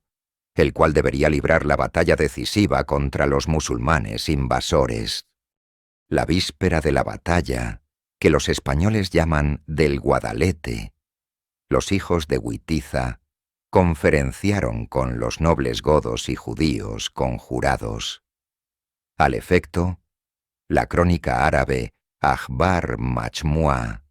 narra que dijeron: Este malnacido, dijeron refiriéndose a Rodrigo, se ha hecho dueño de nuestro reino sin ser de nuestra estirpe real. Antes bien, uno de nuestros inferiores. Aquella gente que viene del África no pretende establecerse en nuestro país. Lo único que desea es ganar botín. Conseguido esto, se marchará y nos dejará. Emprendamos la fuga en el momento de la pelea, y ese miserable será derrotado. Los 12.000 musulmanes mandados por Tariq se enfrentaron al día siguiente con los 100.000 cristianos comandados por Rodrigo, el arzobispo Opas y los dos hijos de Witiza. La batalla se desarrollaba como era natural, en forma favorable para los visigodos, Pero entonces el arzobispo traidor y los 2 hijos de Witiza, en el momento adecuado, lejos de huir y dejar solo a Rodrigo, se pasaron con sus ejércitos al bando islámico, haciendo pedazos al resto de la tropa que permanecía fiel al rey Rodrigo, según lo narra el cronista al-Makkari. En esta batalla decisiva, perdió la vida Rodrigo, según sostienen la mayoría de los historiadores. Todavía queda impreso el recuerdo, en distintas regiones de España, de la traición del arzobispo Oppas, que como digno sucesor de Judas Iscariote, traicionó a Cristo y a su Santa Iglesia, colaborando en forma decisiva con los enemigos de ésta, en la destrucción de la cristiandad, en lo que fuera en otro tiempo esplendoroso imperio de los visigodos. Gran amigo de los judíos, como su pariente Witiza, el arzobispo Oppas acabó por traicionar en la forma más catastrófica a su patria y a su iglesia, en combinación con los hebreos que utilizaban ahora para destruir al cristianismo, la pujante fuerza del naciente Islam, al igual que otrora habían empleado el poder omnipotente de la Roma pagana. Desgraciadamente, en nuestros días, hay en el alto clero muchos imitadores del arzobispo Oppas, que en oculto contubernio con el judaísmo facilitan los triunfos del comunismo y de la masonería, destrozando por la espalda tanto a los clérigos como a los caudillos seglares que defienden a la Santa Iglesia o a su patria, amenazadas por el imperialismo judío y sus revoluciones masónicas o comunistas, en la misma forma en que el arzobispo Oppas atacó entonces por la espalda al ejército de Rodrigo, defensor de la cristiandad en aquellos momentos decisivos. Que Cristo nuestro Señor ayude a la Santa Iglesia y a la humanidad contra las traiciones de los Oppas del siglo XX. La Enciclopedia Española, Espasa Calpe, narra la traición del arzobispo Oppas, tomando en cuenta crónicas cristianas de la siguiente manera. Reforzadas las tropas de Tarik por 5.000 berberiscos, enviados a su petición por Musa, muchos judíos y los cristianos partidarios de Witiza, en total unos 25.000 hombres contra 40.000, adepta la batalla. Esta duró 2 días, llevando en el primero la ventaja a los visigodos, gracias a su caballería, de que carecían los berberiscos. Entonces tuvo lugar la traición de Cisberto y Oppas, que se pasaron al enemigo, y aunque el centro del ejército, mandado por el rey, peleó con valor, fue derrotado. 19 y 20 de julio de 711. Con respecto a la traición del arzobispo Oppas, que hizo perder a la cristiandad un vasto imperio, el historiador jesuita del siglo XVI, Juan de Mariana, narra cómo dicho prelado asistió primero a los hijos de Witiza en los preparativos de la Negra Conspiración, y después, refiriéndose al papel de Oppas en la batalla decisiva, dice: La victoria estuvo hasta gran parte del día sin declararse. Solo los moros daban alguna muestra de flaqueza, y parece querían ciar, retroceder, y aún volver las espaldas, cuando de Oppas, oh increíble maldad, disimulada hasta entonces la traición, en lo más recio de la pelea, según que de secreto lo tenía concertado, con un buen golpe de los suyos, se pasó a los enemigos. Juntóse con don Julián, que tenía consigo gran número de los godos, y de través por el costado más flaco, acometió a los nuestros. Ellos, atónitos con traición tan grande, y por estar cansados de pelear, no pudieron sufrir aquel nuevo ímpetu, y sin dificultad fueron rotos y puestos en huida. Es natural que haya diferencias entre las cifras fijadas a ambos ejércitos por los historiadores cristianos y musulmanes, pero es evidente que en cualquier forma el ejército cristiano era superior en número al sarraceno, y que sólo la traición del arzobispo y la conjura dirigida, Principalmente, por la quinta columna judía hicieron posible que un imperio tan vasto haya podido ser conquistado tan rápidamente por un pequeño ejército. El rey Rodrigo tenía razón al restar importancia a la invasión islámica, dado el pequeño contingente de los ejércitos invasores, pero con lo que no contaba era con la traición que se estaba fraguando en secreto, ni con el terrible poder de la quinta columna judía, que, como luego demostraremos, desempeñó un papel decisivo en la lucha. Quiera Dios que las naciones del mundo libre aprovechen las experiencias de la historia, y que éstas, aunque se consideren más fuertes que las naciones dominadas por el comunismo, tengan siempre en cuenta que en una guerra pueden fallar catastrófica todos los cálculos si se permite a las quinta columnas judías que sigan minando en secreto a los países libres, porque en un momento dado pueden éstas desarticular por completo sus defensas y dar un fácil triunfo al comunismo. Para completar el conjunto de pruebas que demuestran la destrucción de un Estado cristiano hace más de 1200 años y su entrega por la quinta columna judía a los enemigos de la cristiandad, vamos a presentar diversos testimonios históricos de cristianos, musulmanes y judíos, que dan por cierta la complicidad de los israelitas residentes en el Imperio Gótico y fuera de él, con la invasión de los musulmanes, a los cuales ayudaron en diversas formas. Las pruebas que vamos a presentar son, en conjunto, incontrovertibles, ya que además de la autoridad de los cronistas o historiadores citados, es inverosímil que en medio de esa enconada guerra de siglos, sostenida por cristianos y musulmanes, se hayan puesto de acuerdo las partes antagónicas para culpar a los judíos de la traición al estado en que habitaban. Aún más, los autores israelitas han coincidido con los anteriores, precisamente, en ese mismo hecho histórico. El famoso historiador católico Marcelino Menéndez y Pelayo, de gran reputación mundial, escribe lo siguiente. Averiguado está que la invasión de los árabes fue inicuamente patrocinada por los judíos que habitaban en España. Ellos les abrieron las puertas de las principales ciudades. El historiador holandés, descendiente de hugonotes, Reinhard Dossi, que tanto prestigio adquirió en el siglo pasado,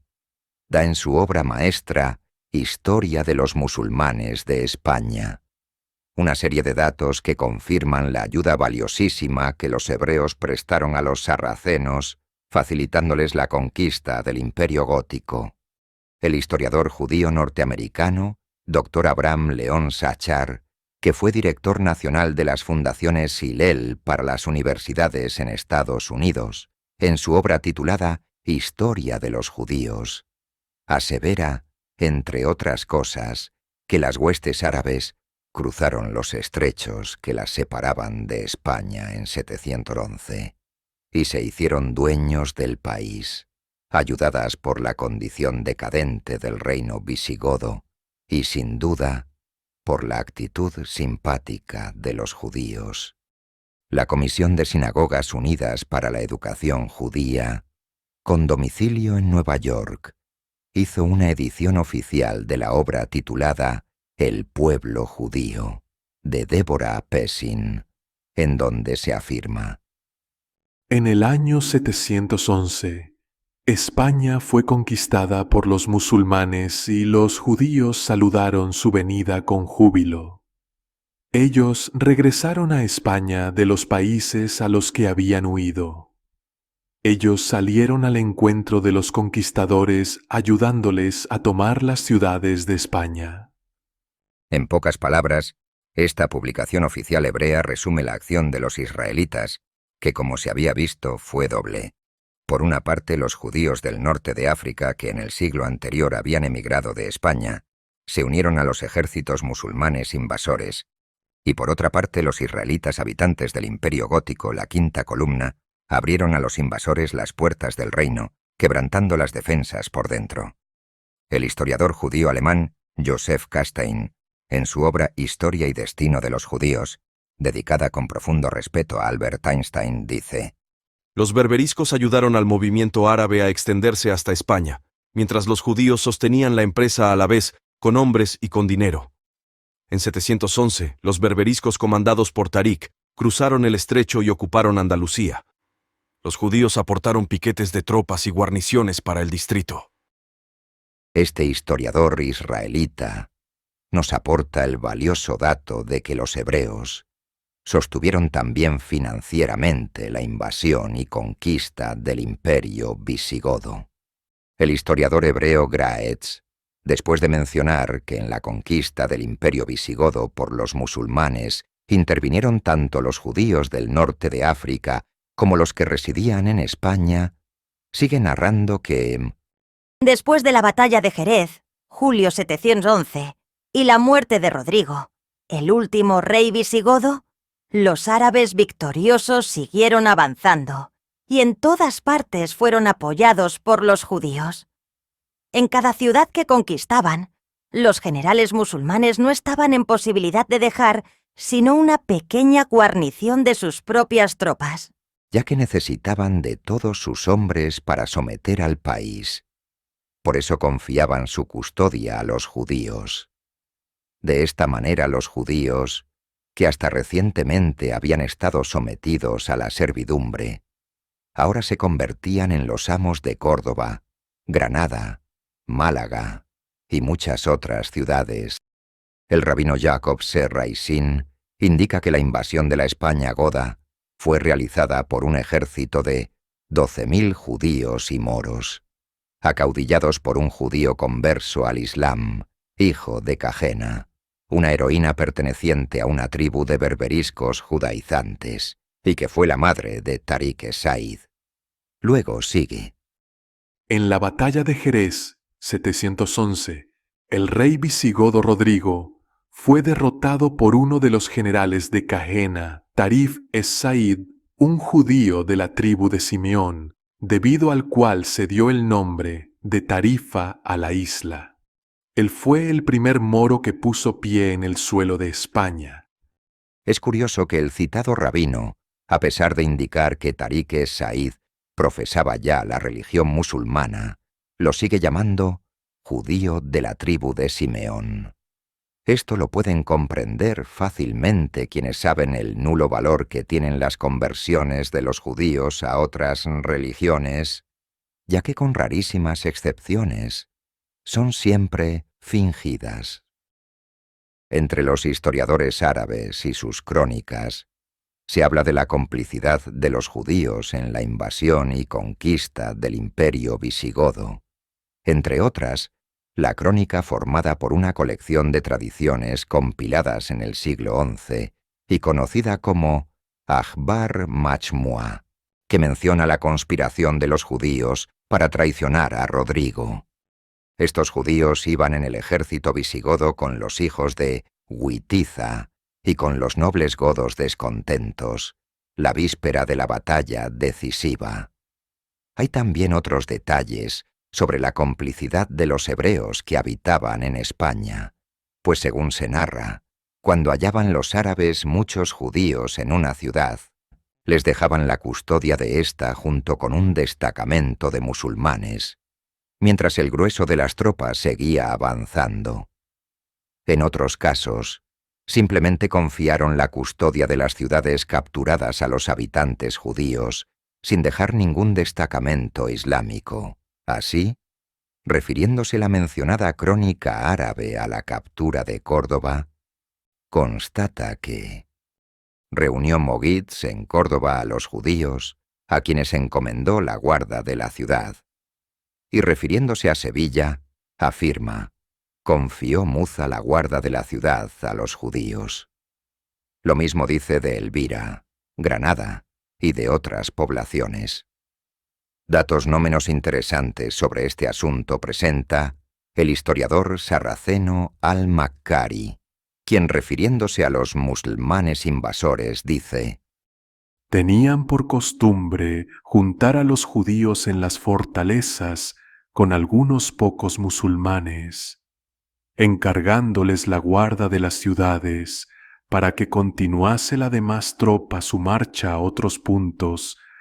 El cronista islámico Ibn el-Athir, en su famosa crónica El Camel, dio diversos detalles sobre la invasión musulmana en el Imperio Gótico y sobre la complicidad judaica, datos que fueron también confirmados después por el historiador musulmán Ibn Khaldun, nacido en Túnez en 1332, en su célebre Historia de los Berberiscos.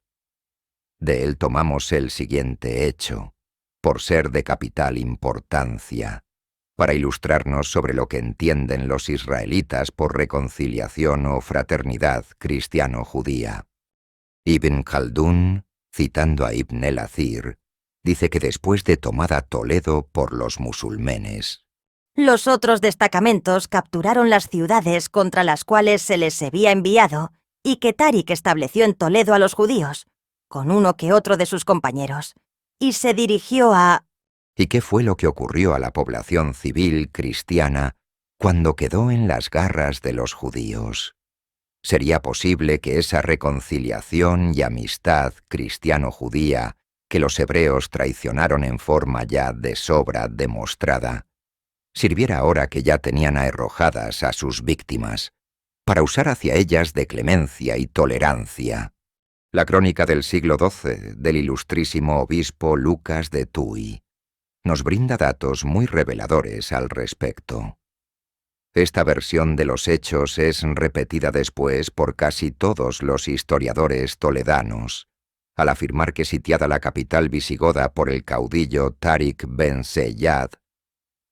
salieron los cristianos de la ciudad a celebrar en la próxima Basílica de Santa Leocadia la Pasión del Salvador, el Domingo de Ramos de 712,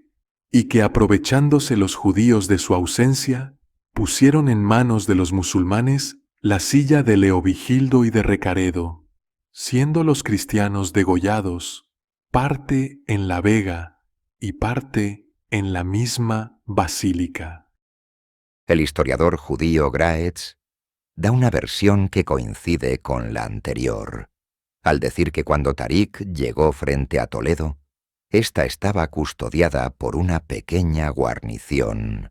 y que... Mientras los cristianos estaban en la iglesia, rezando por la salvación de su país y de su religión, los judíos abrieron las puertas de la ciudad a los árabes victoriosos, el Domingo de Ramos de 712, recibiéndolos con aclamaciones y vengando así las muchas miserias que habían caído sobre ellos en el curso de un siglo, desde los tiempos de Recaredo y Sisebuto. Naturalmente que dicho historiador judío se abstiene de mencionar la matanza de cristianos que luego sobrevino, y de que habla tanto la crónica del obispo don Lucas de Tuy, como la mayoría de los antiguos historiadores de Toledo. Es de citarse al respecto un precedente interesante.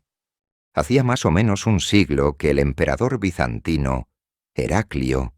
había presionado a los monarcas visigodos para que expulsasen a los judíos de España, porque su estancia en los estados cristianos constituía un peligro para la vida de estos, citando el hecho de que los israelitas habían comprado a 80.000 cautivos cristianos, a los que degollaron sin piedad. Desgraciadamente, Sisebuto, lejos de extirpar de raíz la peligrosa y mortal quinta columna, puso a los hebreos ante la disyuntiva de expulsión o conversión, empujando con esto a la inmensa mayoría a convertirse fingidamente al cristianismo, tornando así a la quinta columna judía incrustada en el Estado cristiano, en una quinta columna dentro del seno de la misma Iglesia, aumentando con ello inmensamente su peligrosidad. Es evidente que en la matanza de los cristianos deben haber intervenido musulmanes y judíos. Por una parte, hubo la benignidad y tolerancia de los conquistadores árabes en España, que es reconocida hasta por los escritores judíos. Y por otra parte, los hechos nos han demostrado que los israelitas, siempre que pudieron saciar sus odios contra los cristianos, organizaron ellos mismos matanzas e incitaron después a los paganos de Roma a verificarlas. Además, siempre que ha triunfado alguna herejía o revolución dirigida por el judaísmo, ha degenerado con frecuencia en matanzas de cristianos. Y ya no se diga de las revoluciones judeo-comunistas de nuestros días, en que los asesinatos masivos están a la orden del día. Ante la reconocida tolerancia de los árabes victoriosos en España y los hechos que estamos analizando, es fácil imaginar quiénes fueron los principales inspiradores de las degollinas de cristianos en el sojuzgado Imperio Gótico. Sea lo que fuere, una cosa es evidente. La política de reconciliación cristiano-judía, iniciada en el reino visigodo por Witiza, tuvo catastróficos resultados, ya que a la larga trajo la destrucción de un Estado cristiano, la pérdida de la independencia, patria y hasta la matanza cruel de innumerables cristianos. Para terminar este capítulo, insertaremos lo que dice al respecto el gran amigo de los judíos, el historiador José Amador de los Ríos, insospechable de antisemitismo, refiriéndose a la ya citada invasión musulmana. ¿Y cuál fue entre tanto la conducta del pueblo hebreo? ¿Aprestóse acaso a la pelea en defensa de su patria adoptiva? ¿Ofreció al combatido imperio sus tesoros? ¿O bien permaneció neutral en medio de tanto estrago, ya que no le era dado resistir el ímpetu de los vencedores? El amor a la patria, es decir, el amor al suelo en que se ha nacido, y la gratitud a las últimas disposiciones de los reyes godos, parecían exigir de aquel pueblo que reuniese sus fuerzas con las de la nación visigoda para rechazar la invasión extranjera, abriendo al propio tiempo sus arcas para subvenir a las apremiantes necesidades del Estado. Pero, en contrapeso de estas razones, existían los antiguos odios y los vivos recuerdos de pasados ultrajes. La condición de los judíos, como pueblo que tenía igualmente su morada en todos los ángulos de la tierra, sus intereses generales y particulares, sus costumbres, y el género de vida errante que a la continua llevaban, incitábamos, por otra parte, a desear y solicitar cosas nuevas, mientras los impulsaba poderosamente el fanatismo religioso a declararse en contra de sus odiados huéspedes, como enemigos de su fe, para precipitar su perdición y su ruina. No de otro modo se fomenta y cunde en toda la península ibérica la conquista musulmana. Poderosas fortalezas y nobles ciudades, donde prosperaba en número y riqueza la generación israelita, y que hubieran costado sin duda mucha sangre a los ejércitos de Tarik y de Musa, eran puestas en sus manos por los hebreos, quienes las reciban después en guarda, hermanados con los africanos. Finalmente, daremos unos datos interesantísimos, proporcionados por una monumental obra oficial del judaísmo, la Enciclopedia Judaica Castellana, que en su vocablo España, entre otras cosas, dice: Es un hecho indiscutible que lo que determinó a Musa, indeciso pese a las persuasivas invitaciones del partido de Witiza, a lanzar sus huestes a España, fueron los informes secretos que recibió de los judíos españoles, quienes le revelaron al emir la impotencia militar de la corona, el estado ruinoso de los castillos, el agotamiento del tesoro real y la exasperación tanto de la nobleza como del pueblo, ante una opresión que se había hecho general. Y después afirma que el 19 de julio de 711, Tarik aniquiló a los visigodos en la batalla del lago de Janda o del Guadalete, en la que Rodrigo, al parecer, encontró la muerte. En este histórico encuentro se vio a muchos soldados judíos mogrebinos, luchar al lado del vencedor. Inmediatamente, sus correligionarios españoles se sublevaron en todas partes y se pusieron a disposición de Táriq y de Musa. En este capítulo, nos dimos una idea de la forma en que actuaba hace 1200 años el imperialismo judaico y su quinta columna en el seno de la Iglesia para destruir un Estado cristiano. Sin embargo, podemos asegurar que la experiencia de 12 siglos ha permitido al imperialismo hebreo y a sus quinta columnistas perfeccionar los métodos en extremo. Capítulo 19. Los concilios de la Iglesia luchan contra el judaísmo. Ante la falsedad repetida de las conversiones de los judíos al cristianismo, la Santa Iglesia intentó tomar algunas precauciones que fueron aprobadas en distintos concilios. El concilio de Agde, ciudad meridional de las Galias, celebrado en el año de 506 bajo los auspicios de San Cesario, primado de la provincia de Arles, con la tolerancia de Alarico, estableció lo siguiente. Canon 34. ¿Cómo se han de recibir los judíos que desean convertirse? Los judíos cuya perfidia los vuelve frecuentemente al vómito, si quisieren convertirse a la ley católica, estarán 8 meses de catecúmenos. Y si se conoce que vienen con fe pura, pasado este tiempo, sean bautizados. Los hechos, sin embargo, demostraron que de nada sirvió este término de prueba para garantizar la sinceridad de sus conversiones. En el Concilio Trulano del año de 692, considerado como un suplemento de los concilios ecuménicos V y VI, se dice que la herejía de Nestorio renovaba la impiedad judía cuando en su canon primero expresa: